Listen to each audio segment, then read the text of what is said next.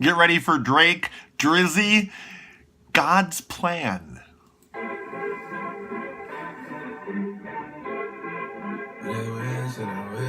There he is.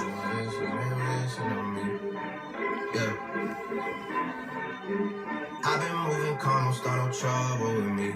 Trying to keep it peaceful is a struggle for me. So Drake is telling us that at the where he's at right now with his career is that it's difficult for him to stay peaceful. I think he's acquired a fair amount of enemies, and of course he has, because right now I want to say that this song, note the time. If you're watching this, make sure you're looking at a clock or you're looking at a date calendar, because at this exact moment, this is the #1 song in America. Wow.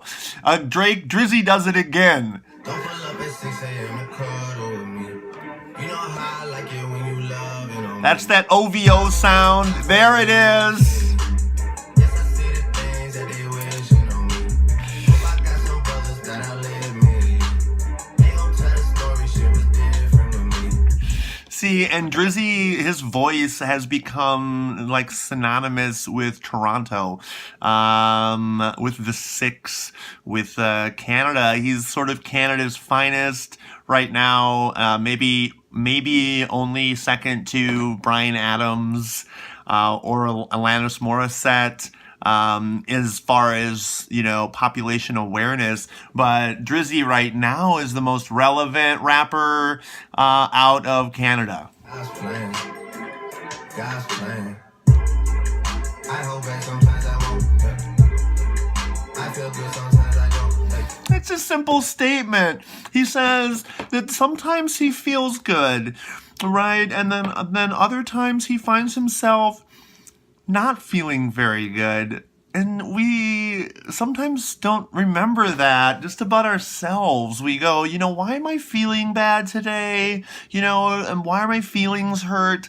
And Drizzy kind of gives us permission. He reminds us that he too, as big a rapper, as big a music maker and a hit maker as he is, he also finds himself sometimes when he's not feeling good, not feeling like he wants to make hip hop music, but he does. He plows through it.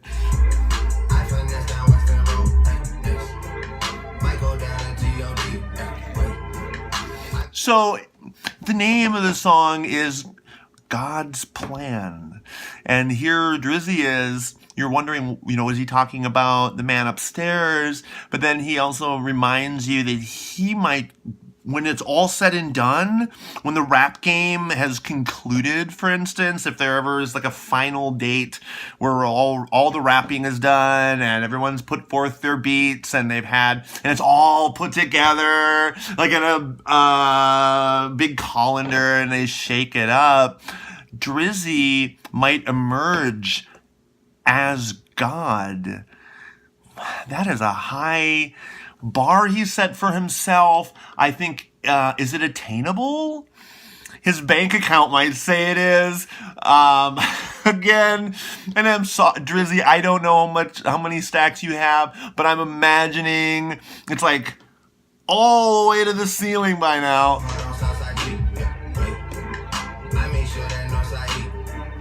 And listen to that. He's making sure that the north side of Toronto has enough food. And you look at how much money he has. And in the video for this jam, Drizzy is going around and he's just giving away money. It says in the beginning that he had $1 million for the video, and he didn't put that in his pocket. He didn't stuff it in his sock like he's, standing on the corner selling nickels and dimes.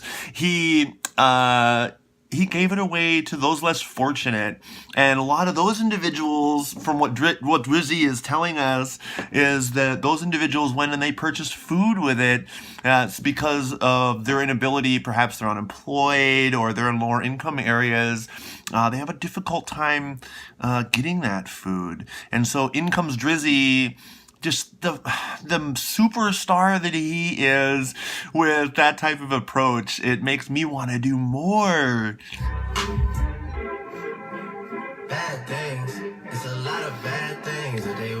And even when Drizzy's doing that, even when he's giving it all away, $1 million, people still wish bad things for him. His haters are going to be out in force, writing things, saying negative things, maybe putting negative tags around the 6 with graffiti, saying Drake isn't any good, or maybe Drake isn't able to make beats, or to put rhymes together. And Drake must be beside himself, going, "Did you not see the video where I gave away $1 million?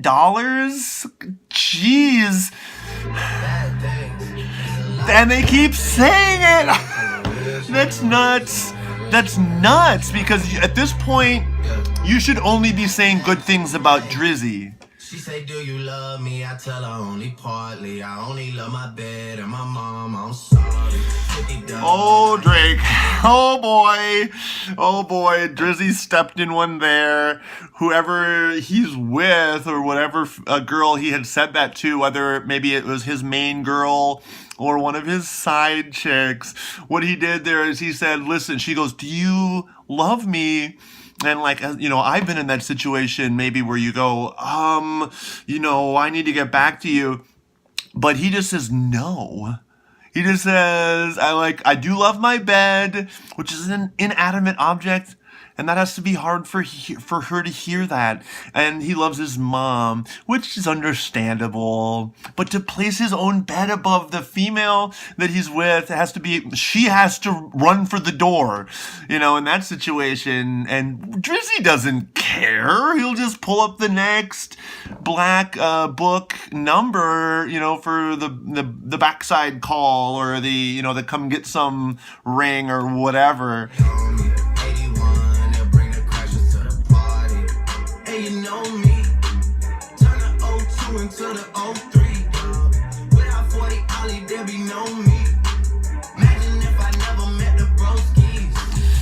Wow, if he had never got together with his producers, I don't want to think about this, because I think I just have had such an enjoyable time over the years listening to Drizzy's rhymes, but he does ask us to consider what would the rap game be like, or what would even your own playlist be like had Drizzy had he not done it, had he not decided, what I'm going to do? I'm going to go and I'm going to make beats and I'm going to make rhymes and I'm going to do it better than everybody else. And had he not done that, imagine where we'd be musically. We'd be literally playing from behind. God's plan. God's plan. I can't do this on my own. Nope, and that's a sign of strength. That's something that we should all respect. What Drizzy's saying is that he's unable to accomplish these things on his own. And when you find a leader, you find someone who's in a position of authority or power, fame, like Drizzy is, and he's saying, I couldn't have done this without other people, and that makes you go, okay, this guy knows what he's talking about or rapping about. This guy knows what he's rapping about. He's not talking. I'm sorry, that was funny though.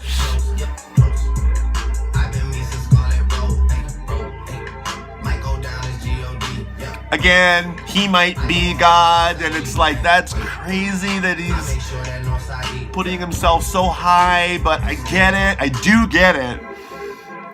Bad things. It's a lot of bad things. That's a reminder that amongst all of this, that there are people out there that don't wish success for Drake, and they want Drake to fall off, or they want Drake's records to not do well. Wait, here comes the beat again. He's so good at that. I think him and his producer they're always looking for the best place to put that beat back in. And so sometimes you wait for it.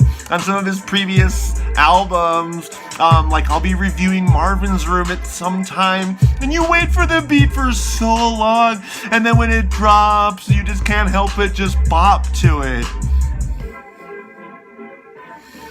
That's great. It's great to see Drizzy up to his old tricks, but with a new deck of cards, right? Like he's showing you new tricks, but you're like, I know, I've seen this before because it's from Drizzy. But his flow on that song on God's Plan is unique. He's reinventing himself on this record, and I really do admire him. I met Drizzy once on a plane.